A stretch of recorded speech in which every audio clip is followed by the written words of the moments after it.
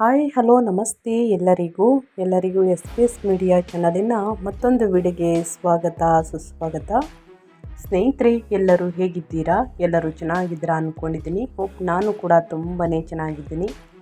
ಎಲ್ಲರೂ ಚೆನ್ನಾಗಿದ್ದೀರಾ ಅಂದ್ಕೊಂಡು ಭಾವಿಸ್ಕೊಂಡು ಇವತ್ತಿನ ಒಂದು ವಿಡಿಯೋನ ಶುರು ಮಾಡಿಬಿಡೋಣ. ಇವತ್ತಿನ ಒಂದು ವಿಡಿಯೋದಲ್ಲಿ ಸಿಂಹ ರಾಶಿಯವರಿಗೆ ಸ್ನೇಹಿತರೆ ಏನೆಲ್ಲ ಬದಲಾವಣೆಯನ್ನು ಗ್ರಹಗಳು ಸೂಚಿಸಲಿದೆ, ಯಾವುದರ ಬಗ್ಗೆ ಸಿಂಹ ರಾಶಿಯವರು ಎಚ್ಚರಿಕೆ ವಹಿಸಬೇಕು ಅನ್ನೋದನ್ನ ಕಂಪ್ಲೀಟಾಗಿ ಇದೇ ವಿಡಿಯೋದಲ್ಲಿ ತಿಳಿಸ್ಕೊಡ್ತಾ ಹೋಗ್ತೀನಿ. ಇದನ್ನೆಲ್ಲ ಸಿಂಹ ರಾಶಿಯವರು ತಿಳ್ಕೋಬೇಕು. ಸಣ್ಣ ಪುಟ್ಟ ಪರಿಹಾರಗಳನ್ನೆಲ್ಲ ಫಾಲೋ ಅಪ್ ಮಾಡಬೇಕು ಅಂದರೆ ಎಲ್ಲೂ ಕೂಡ ವಿಡಿಯೋನ ಸ್ಕಿಪ್ ಮಾಡಬಾರ್ದು. ಅಂದರೆ ವಿಡಿಯೋನ ಕಟ್ ಮಾಡಿ ಓಡಿಸ್ಕೊಂಡೋಗಿ ನೋಡ್ತೀರಾ, ಇದು ಫುಲ್ ಇನ್ಫಾರ್ಮೇಷನ್ ಅರ್ಥ ಆಗಲ್ಲ. ಸೊ ಹಾಗಾಗಿ ಎಲ್ಲ ವಿಡಿಯೋದಲ್ಲೂ ತಿಳಿಸ್ತಾ ಇರ್ತೀನಿ. ಮೊದಲಿಂದ ಕೊನೆ ತನಕ ಸಂಪೂರ್ಣವಾಗಿ ವಿಡಿಯೋವನ್ನು ವಾಚ್ ಮಾಡಿ. ವಿಡಿಯೋದಲ್ಲಿ ಒಳ್ಳೆಯ ಮಾಹಿತಿ ಸಿಕ್ಕಿದ್ದಲ್ಲಿ, ಈ ವಿಡಿಯೋ ಯೂಸ್ಫುಲ್ ಅನಿಸಿದ್ದಲ್ಲಿ ವಿಡಿಯೋಗೆ ಲೈಕ್ ಮಾಡೋದನ್ನ ಮರ್ತಿದ್ದರೆ ಲೈಕ್ ಮಾಡಿ, ಕಮೆಂಟ್ ಮಾಡಿ, ನಿಮ್ಮ ಅಭಿಪ್ರಾಯವನ್ನು ತಿಳಿಸಿ. ಓಂ ನಮಃ ಶಿವಾಯ ಅಂತ ಕಮೆಂಟ್ ಮಾಡಿ. ಶಿವನ ಅನುಗ್ರಹದಿಂದ ಕಷ್ಟಗಳು, ಸಮಸ್ಯೆಗಳು, ಅಡಚಣೆಗಳು ಎಲ್ಲವೂ ಕೂಡ ಸಂಪೂರ್ಣವಾಗಿ ನಿವಾರಣೆಯಾಗಲಿ. ಓಂ ಸಿದ್ದಪ್ಪಾಜಿ ನಮಃ ಅಂತ ಕಮೆಂಟ್ ಮಾಡಿ. ದೊರೆಗೆ ದೊಡ್ಡವರ ಆಶೀರ್ವಾದ ನಿಮ್ಮ ಮೇಲಿರಲಿ ಅಂತ ಕೇಳ್ಕೊತಾ ವಿಡಿಯೋದ ಕಡೆ ಗಮನ ಕೊಟ್ಬಿಡೋಣ. ಹೌದು, 2026 ಜುಲೈ 29ನೇ ತಾರೀಕು ಸ್ನೇಹಿತರೆ ಆಷಾಢದ ಹುಣ್ಣಿಮೆ ಇದೆ. ಈ ಹುಣ್ಣಿಮೆಯ ದಿನದಿಂದ ಏನೆಲ್ಲ ಬದಲಾವಣೆಯನ್ನು ಗ್ರಹಗಳು ಸೂಚಿಸಲಿದೆ, ಯಾವುದರ ಬಗ್ಗೆ ಎಚ್ಚರಿಕೆ ವಹಿಸಬೇಕು ಅನ್ನೋದನ್ನ ಕಂಪ್ಲೀಟಾಗಿ ತಿಳಿಸ್ಕೊಡ್ತೀನಿ. ಈ ಆಷಾಢ ಮುಗಿಯೋಷ್ಟರಲ್ಲಿ ಸ್ನೇಹಿತರೆ ಸಾಕಷ್ಟು ಸಮಸ್ಯೆಗಳನ್ನು ಉದ್ಭವಿಸಬಹುದು. ಯಾವುದರಲ್ಲಿ ಅನ್ನೋದನ್ನ ಒಟ್ಟಾರೆಯಾಗಿ ತಿಳ್ಕೋಬೇಕು ಅಂದರೆ ಸಂಪೂರ್ಣವಾಗಿ ವಿಡಿಯೋವನ್ನು ವಾಚ್ ಮಾಡಿ. ಗ್ರಹಗಳ ಸಂಚಾರ ಹೇಗಿರಲಿದೆ, ಅದರ ಪ್ರಭಾವ ಹೇಗಿರಲಿದೆ ಅನ್ನೋದನ್ನ ಮೊದಲನೇದಾಗಿ ತಿಳಿಸ್ಕೊಡ್ತೀನಿ. ಕಟಕ ರಾಶಿಯಲ್ಲಿ ಗುರುವು 12ನೇ ಮನೆಯನ್ನು ಬೆಂಬಲಿಸುತ್ತಾರೆ. ಕಟಕ ರಾಶಿಯಲ್ಲಿ ಗುರು ಖರ್ಚುಗಳು, ವಿದೇಶಿ ಸಂಪರ್ಕಗಳು, ನಿದ್ರೆ, ಪ್ರತ್ಯೇಕತೆ ಮತ್ತು ಆಧ್ಯಾತ್ಮಿಕ ಹಿಂತೆಗೆದುಕೊಳ್ಳುವಿಕೆಯನ್ನು ಬಲಪಡಿಸುತ್ತದೆ. ಇದು ಜುಲೈ 2026ರ ಪ್ರಮುಖ ರಕ್ಷಣಾತ್ಮಕ ಅಂಶವಾಗುತ್ತದೆ. ಇನ್ನು ಮಂಗಳನು 10ನೇ ಮನೆಯನ್ನು ಸಕ್ರಿಯಗೊಳಿಸುತ್ತಾನೆ. ವೃಷಭ ರಾಶಿಯಲ್ಲಿನ ಮಂಗಳನು ವೃತ್ತಿ, ಅಧಿಕಾರ, ಖ್ಯಾತಿ ಮತ್ತು ಸಾರ್ವಜನಿಕ ಸ್ಥಾನಮಾನಕ್ಕೆ ಶಕ್ತಿಯನ್ನು ತರುತ್ತಾನೆ. ಆದರೆ ಅದಕ್ಕೆ ತಾಳ್ಮೆ ಮತ್ತು ಎಚ್ಚರಿಕೆಯ ಮಾತು ಕೂಡ ಬೇಕಾಗುತ್ತದೆ. ಇನ್ನು ಶನಿಯು 8ನೇ ಮನೆಯನ್ನು ಪರೀಕ್ಷಿಸುತ್ತಾನೆ. ಮೀನರಾಶಿಯಲ್ಲಿ ಶನಿಯ ಹಠಾತ್ ಬದಲಾವಣೆಗಳು ಸಂಶೋಧನೆ, ವಿಮೆ ಮತ್ತು ಗುಪ್ತ ವಿಷಯಗಳಿಗೆ ಸಂಬಂಧಿಸಿದ ವಿಷಯಗಳಲ್ಲಿ ಶಿಸ್ತನ್ನು ಕೇಳುತ್ತಾನೆ. ಸ್ಥಿರ ಪ್ರಯತ್ನದ ಮೂಲಕ ನಿಧಾನ ಪ್ರಗತಿ ಇನ್ನೂ ಸಾಧ್ಯ. ಕೇತು ಮೊದಲ ಮನೆಯ ಮೇಲೆ ಪ್ರಭಾವವನ್ನು ಬೀರುತ್ತದೆ. ಸಿಂಹ ರಾಶಿಯಲ್ಲಿರುವ ಕೇತು ಗುರುತು, ಆತ್ಮವಿಶ್ವಾಸ ಮತ್ತು ಆರೋಗ್ಯದಲ್ಲಿ ನಿರ್ಲಿಪ್ತತೆ ಅಥವಾ ಅನಿಶ್ಚಿತತೆಯನ್ನು ಉಂಟು ಮಾಡಬಹುದು. ಆಧ್ಯಾತ್ಮಿಕ ಅಭ್ಯಾಸ ಮತ್ತು ಶಾಂತ ನಿರ್ಧಾರಗಳು ಸಹಾಯವನ್ನು ಮಾಡಲಿದೆ. ಒಟ್ಟಾರೆಯಾಗಿ ಹೇಳಬೇಕು ಅಂದರೆ ಗ್ರಹಗಳ ಸಂಚಾರ ಮತ್ತು ಗ್ರಹಗಳ ಸ್ಥಾನ ಬದಲಾವಣೆಯಿಂದ ಸಾಕಷ್ಟು ಬದಲಾವಣೆಯನ್ನು ನೋಡಲಿದ್ದೀರಿ. ಜುಲೈ 2026ರ ಸಿಂಹ ರಾಶಿಯವರಿಗೆ ಪ್ರಾಯೋಗಿಕ ಮತ್ತು ಪರಿವರ್ತನಾಶೀಲ ತಿಂಗಳು. 12ನೇ ಮನೆಯಲ್ಲಿ ಗುರುವಿನ ಬಲವಾದ ಬೆಂಬಲ ಸಿಗುತ್ತದೆ ನಿಮಗೆ. ಇದು ವೆಚ್ಚಗಳು, ವಿದೇಶಿ ಸಂಪರ್ಕಗಳು, ನಿದ್ರೆ, ಪ್ರತ್ಯೇಕತೆ ಮತ್ತು ಆಧ್ಯಾತ್ಮಿಕ ಹಿಂತೆಗೆದುಕೊಳ್ಳುವಿಕೆಗೆ ಸಂಬಂಧಿಸಿದ ವಿಷಯಗಳನ್ನು ಸುಧಾರಿಸುತ್ತದೆ. ಅದೇ ಸಮಯದಲ್ಲಿ 10ನೇ ಮನೆಯಲ್ಲಿ ಮಂಗಳವು ನಿಮ್ಮನ್ನು ಸಕ್ರಿಯ, ನೇರ ಮತ್ತು ಕೆಲವೊಮ್ಮೆ ತಾಳ್ಮೆ ಇಲ್ಲದವರನ್ನಾಗಿ ಮಾಡುತ್ತದೆ. 8ನೇ ಮನೆಯಲ್ಲಿ ಶನಿಯು ಆತುರದ ನಿರ್ಧಾರಗಳಿಗಿಂತ ನಿಧಾನ ಮತ್ತು ಸ್ಥಿರವಾದ ಕೆಲಸ ಉತ್ತಮ ಎಂದು ನಿಮಗೆ ನೆನಪಿಸುತ್ತದೆ ಅಂತಲೇ ಹೇಳಬಹುದು. ಈ ತಿಂಗಳು ಪ್ರಗತಿಯನ್ನು ನೀಡಬಹುದು, ಆದರೆ ನೀವು ಧೈರ್ಯ ಮತ್ತು ತಾಳ್ಮೆಯನ್ನು ಸಂಯೋಜಿಸಿದಾಗ ಮಾತ್ರ ಫಲಿತಾಂಶಗಳು ಸ್ಥಿರವಾಗಿರುತ್ತದೆ. ಇದು ಗ್ರಹಗಳ ಸಂಚಾರ ಮತ್ತು ಗ್ರಹಗಳ ಸ್ಥಾನ ಬದಲಾವಣೆಯಿಂದ ಆಗುವಂತಹ ಪ್ರಭಾವಗಳು ಅಂತಲೇ ಹೇಳಬಹುದು. ಇನ್ನು ವೃತ್ತಿ ಜೀವನದ ಬಗ್ಗೆ, ವ್ಯಾಪಾರ ವ್ಯವಹಾರದ ಬಗ್ಗೆ, ಸ್ವಯಂ ಉದ್ಯೋಗದ ಬಗ್ಗೆ ಹೇಳೋದಾದರೆ ಸಿಂಹ ರಾಶಿಯವರು ಏನೆಲ್ಲ ಬದಲಾವಣೆಯನ್ನು ನೋಡಲಿದ್ದೀರಿ ಅನ್ನೋದನ್ನ ನೋಡೋದಾದರೆ ಸ್ನೇಹಿತರೆ, ವ್ಯವಹಾರಸ್ಥರು ಈ ತಿಂಗಳನ್ನು ವಾಸ್ತವಿಕ ಯೋಜನೆಗಾಗಿ ಬಳಸಬೇಕು. ಇನ್ನು ಸ್ನೇಹಿತರೆ, ಈ ಹುಣ್ಣಿಮೆ ಮುಗಿದ ನಂತರ ಅಂದರೆ ಆಷಾಢದ ಹುಣ್ಣಿಮೆ ಮುಗಿದ ನಂತರ ಸ್ನೇಹಿತರೆ ಸ್ವಲ್ಪ ಚೇಂಜಸನ್ನು ನೋಡಲಿದ್ದೀರಿ. ವ್ಯಾಪಾರದಲ್ಲಿ ಶತ್ರುಗಳು ಸೋಲುತ್ತಾರೆ ಅಂತಲೇ ಹೇಳ್ಬೋದು. ನಿಮ್ಮ ಪರವಾಗಿ ಪಿತೂರಿ ಮಾಡಿದಂತಹ ಸ್ನೇಹಿತರೆ ಅವರು ಸೋಲನ್ನು ಅನುಭವಿಸಲಿದ್ದಾರೆ. ಅವರ ಮುಂದೆ ನೀವು ಜಯವನ್ನು ನೋಡಲಿದ್ದೀರಿ. ಸೊ ಆತುರದ ನಿರ್ಧಾರಗಳನ್ನು ಬೇಡ ಎಂದು ಗ್ರಹಗಳು ಸೂಚನೆ. ಸಿಂಹರಾಶಿಯವರಿಗೆ ಗುರುವು ವೆಚ್ಚಗಳು, ವಿದೇಶಿ ಸಂಪರ್ಕಗಳು, ನಿದ್ರೆ, ಪ್ರತ್ಯೇಕತೆ ಮತ್ತು ಆಧ್ಯಾತ್ಮಿಕ ಹಿಂತೆಗೆದುಕೊಳ್ಳುವಿಕೆಯ ಮೂಲಕ ಬೆಳವಣಿಗೆಗೆ ಬೆಂಬಲ ನೀಡಿದರೆ, ಬುಧನ ಚಲನೆಯು ಚರ್ಚೆಗಳು, ಕಾಗದ ಪತ್ರಗಳು ಮತ್ತು ಮಾತುಕತೆಗಳನ್ನು ಸುಧಾರಿಸುತ್ತದೆ. ನಿಮ್ಮ ಕ್ಷೇತ್ರವನ್ನು ಅವಲಂಬಿಸಿ ಹೊಸ ಗ್ರಾಹಕರು, ಸಂಪರ್ಕಗಳು, ಪ್ರಯಾಣ ಅಥವಾ ಆನ್ಲೈನ್ ಸಂವಹನದ ಮೂಲಕ ಬರಬಹುದು. ಆದಷ್ಟು ಭಾವನೆ ಅಥವಾ ಒತ್ತಡದ ಮೇಲೆ ಮಾತ್ರ ವಿಸ್ತರಿಸಬೇಡಿ. ಮಂಗಳವು ನಿಮಗೆ ಆತ್ಮವಿಶ್ವಾಸವನ್ನು ನೀಡಬಹುದು, ಆದರೆ ಶನಿಯ ದಸ್ತಾವೇಜೀಕರಣ, ಬಜೆಟ್ ನಿಯಂತ್ರಣ ಮತ್ತು ತಾಳ್ಮೆಯನ್ನು ಕೇಳುತ್ತದೆ. ನಿರ್ಧಾರಗಳನ್ನು ಸರಿಯಾಗಿ ಪರಿಶೀಲಿಸಿದಾಗ ರಿಯಲ್ ಎಸ್ಟೇಟ್, ಶಿಕ್ಷಣ, ಸಲಹಾ, ಸಂವಹನ, ತಾಂತ್ರಿಕ ಕೆಲಸ, ವ್ಯಾಪಾರ ಮತ್ತು ಸೇವಾ ಆಧಾರಿತ ಚಟುವಟಿಕೆಗಳು ಪ್ರಗತಿಯನ್ನು ಸಾಧಿಸಬಹುದು. ಅದೇ ರೀತಿ ಸ್ನೇಹಿತರೆ, ಕೆಲಸವು ಪ್ರಯಾಣ, ದೂರದ ಜವಾಬ್ದಾರಿಗಳು ಅಥವಾ ತೆರೆಮರೆಯ ಪ್ರಯತ್ನಗಳನ್ನು ಒಳಗೊಂಡಿರಬಹುದು. ವಿಳಂಬ, ನಿದ್ರೆ, ನಷ್ಟ ಮತ್ತು ಅಸಡ್ಡೆ ದಾಖಲೆಗಳನ್ನು ತಪ್ಪಿಸಿ. ತಿಂಗಳ ದ್ವಿತೀಯಾರ್ಧದಿಂದ ಅಂದರೆ 25ನೇ ತಾರೀಕಿನ ನಂತರ ಹೆಚ್ಚು ನಿರ್ಣಾಯಕವಾಗಿರುತ್ತದೆ ಸಿಂಹರಾಶಿಯವರಿಗೆ. ಏಕೆಂದರೆ ಸೂರ್ಯನು ಕರ್ಕ ರಾಶಿಯಲ್ಲಿ ಉತ್ತುಂಗದಲ್ಲಿರುವ ಗುರುವಿನ ಜೊತೆ ಸೇರುತ್ತಾರೆ.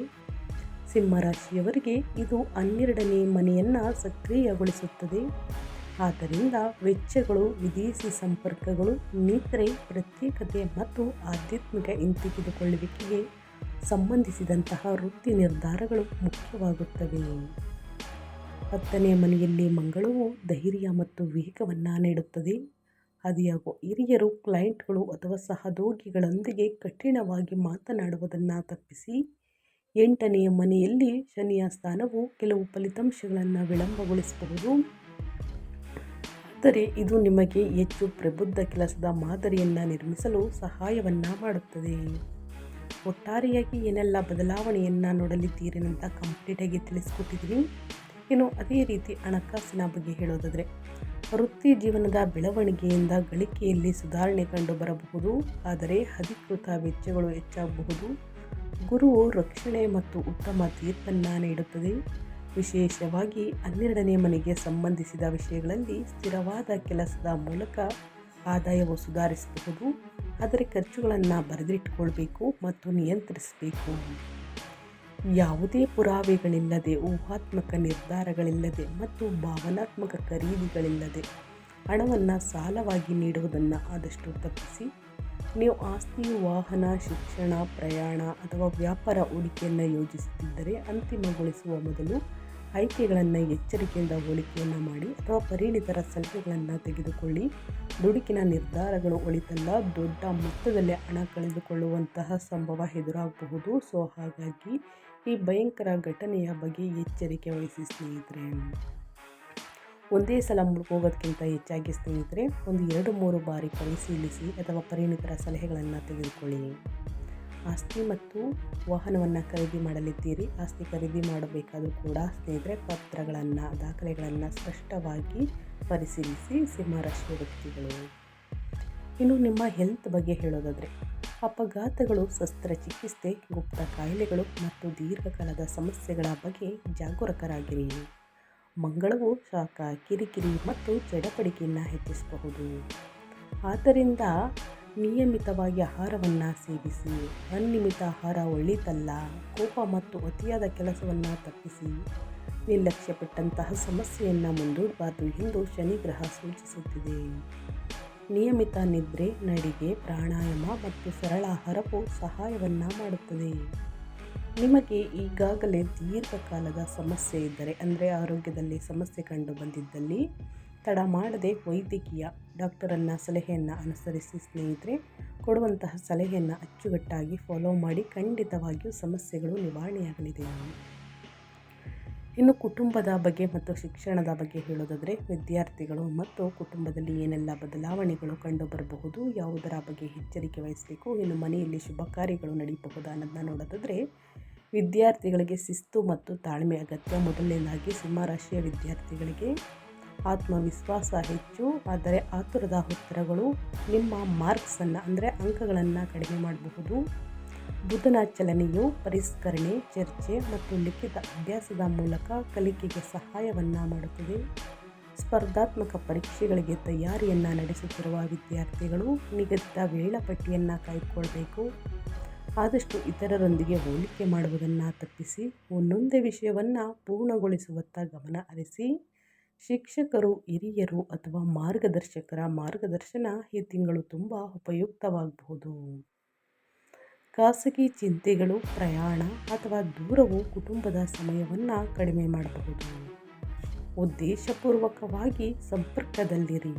ತಿಂಗಳ ದ್ವಿತೀಯಾರ್ಧದಲ್ಲಿ ಶುಕ್ರನು ರಾಶಿಯನ್ನು ಬದಲಾಯಿಸುತ್ತಾನೆ ಮತ್ತು ಭಾವನಾತ್ಮಕ ಉಷ್ಣತೆಯನ್ನು ಸುಧಾರಿಸುತ್ತಾನೆ. ಆದರೆ 1ನೇ ಮನೆಯಲ್ಲಿ ಕೇತು, ಗುರುತು, ಆತ್ಮವಿಶ್ವಾಸ ಮತ್ತು ಆರೋಗ್ಯಕ್ಕೆ ಸಂಬಂಧಿಸಿದ ವಿಷಯಗಳಲ್ಲಿ ದೂರ ಅಥವಾ ಗೊಂದಲವನ್ನು ಉಂಟು ಮಾಡಬಹುದು. ಆದಷ್ಟು ಮೃದುವಾಗಿ ಮಾತನಾಡಿ ಮತ್ತು ಪ್ರತಿಯೊಂದು ಸಣ್ಣ ವಿಷಯವನ್ನು ಚರ್ಚೆಯಾಗಿ ಪರಿವರ್ತಿಸಬೇಡಿ. ನೀವು ಮೊದಲು ಕೇಳಿಸಿಕೊಳ್ಳಿ, ನಂತರ ಪ್ರತಿಕ್ರಿಯಿಸಿದಾಗ ವೈವಾಹಿಕ ಮತ್ತು ಕುಟುಂಬ ಸಾಮರಸ್ಯ ಸುಧಾರಿಸಲಿದೆ. ಇಲ್ಲ ಅಂದರೆ ಕುಟುಂಬದಲ್ಲಿ ಮನಸ್ತಾಪಗಳು ಹೆಚ್ಚಾಗಬಹುದು. ಸೊ ಹಾಗಾಗಿ ಅದರ ಬಗ್ಗೆ ಎಚ್ಚರಿಕೆ ವಹಿಸಿ ಸ್ನೇಹಿತರೆ. ಏನೆಲ್ಲ ಬದಲಾವಣೆಯನ್ನು ನೋಡಲಿದ್ದೀರಿ, ಯಾವುದರ ಬಗ್ಗೆ ಎಚ್ಚರಿಕೆ ವಹಿಸಬೇಕು ಅನ್ನೋದು ಕಂಪ್ಲೀಟಾಗಿ ತಿಳಿಸ್ಕೊಟ್ಟಿದ್ದೀನಿ. ಇವಾಗ ಪರಿಹಾರವನ್ನು ತಿಳಿಸ್ಕೊಡ್ತೀನಿ, ಅನುಸರಿಸಿ. ಈ ತಿಂಗಳು ಒತ್ತಡವನ್ನು ಕಡಿಮೆ ಮಾಡಲು, ಕೇತು ರಾಹುವಿನ ಪ್ರಭಾವವನ್ನು ಕಡಿಮೆ ಮಾಡಲು ಮತ್ತು ಗುರು, ಶನಿ ಮತ್ತು ಇತರ ಗ್ರಹಗಳ ಅನುಕೂಲಕರ ಫಲಿತಾಂಶಗಳನ್ನು ಬಲಪಡಿಸಲು ನಾನು ಹೇಳುವಂತಹ ಸರಳ ಪರಿಹಾರವನ್ನು ಅನುಸರಿಸಿ ಸ್ನೇಹಿತರೆ. ಮೊದಲನೇದಾಗಿ ಶಕ್ತಿ ಮತ್ತು ಸ್ಪಷ್ಟತೆಗಾಗಿ ವಿಶೇಷವಾಗಿ ಸೂರ್ಯೋದಯದ ನಂತರ ಆದಿತ್ಯ ಹೃದಯ ಸ್ತೋತ್ರವನ್ನು ಪಠಿಸಿ ಸೂರ್ಯ ನಮಸ್ಕಾರವನ್ನು ಮಾಡಿ ಸ್ನೇಹಿತರೆ. ಸೂರ್ಯ ದೇವರಿಗೆ ಅಗ್ರವನ್ನು ನೀಡುವುದು ಅಂತಂದರೆ ತಾಮ್ರದ ಚೆಂಬಲಾಗುವುದು ಅಥವಾ ಮಾಮೂಲಿ ಚೆಂಬಲ್ಲಿ ಸ್ನೇಹಿತರೆ ನೀರನ್ನು ಸೂರ್ಯ ದೇವರಿಗೆ ಹಾಕುವುದು. ಆದಿತ್ಯ ಹೃದಯ ಸ್ತೋತ್ರವನ್ನು ಹೇಳಿ ಸಮಸ್ಯೆಗಳು ಕ್ರಮೇಣವಾಗಿ ಕಡಿಮೆಯಾಗಲಿದೆ. ಕೇತು ಸಂಬಂಧಿತ ಮನಸ್ಸಿನಲ್ಲಿನ ಗೊಂದಲವನ್ನು ಕಡಿಮೆ ಮಾಡಲು ಗಣೇಶನಿಗೆ ಪ್ರಾರ್ಥನೆಯನ್ನು ಸಲ್ಲಿಸಿ. ಶನಿ ಸಂಬಂಧಿತ ಭಾವನಾತ್ಮಕ ಒತ್ತಡವನ್ನು ಕಡಿಮೆ ಮಾಡಲು ಶನಿವಾರದಂದು ಕಪ್ಪು ಎಳ್ಳು ಆಹಾರವನ್ನು ದಾನ ಮಾಡಿ. ಆದಷ್ಟು ಬಡವರಿಗೆ, ನಿರ್ಗತಿಕರಿಗೆ ಸಹಾಯ ಮಾಡಿ ಅಂತ ಹೇಳ್ತಾ ವಿಡಿಯೋವನ್ನು ಎಂಡ್ ಮಾಡ್ತಾ ಇದ್ದೀನಿ. ಇವತ್ತಿನ ಒಂದು ವಿಡಿಯೋದಲ್ಲಿ ಸಂಪೂರ್ಣ ಮಾಹಿತಿ ಸಿಕ್ಕಿದ್ದಲ್ಲಿ, ಈ ವಿಡಿಯೋ ಯೂಸ್ಫುಲ್ ಅನಿಸಿದ್ದಲ್ಲಿ, ಇದೇ ರೀತಿ ನಿಮ್ಮ ರಾಶಿ ಭವಿಷ್ಯವನ್ನು ತಿಳ್ಕೋಬೇಕು ಅಂದರೆ ನನ್ನ ಚಾನಲ್ನ ಸಬ್ಸ್ಕ್ರೈಬ್ ಆಗಿ, ವಿಡಿಯೋಗೆ ಲೈಕ್ ಮಾಡಿ. ಮತ್ತೊಂದು ವಿಡಿಯೋದಲ್ಲಿ ಸಿಗ್ತೀನಿ. Thank you for watching.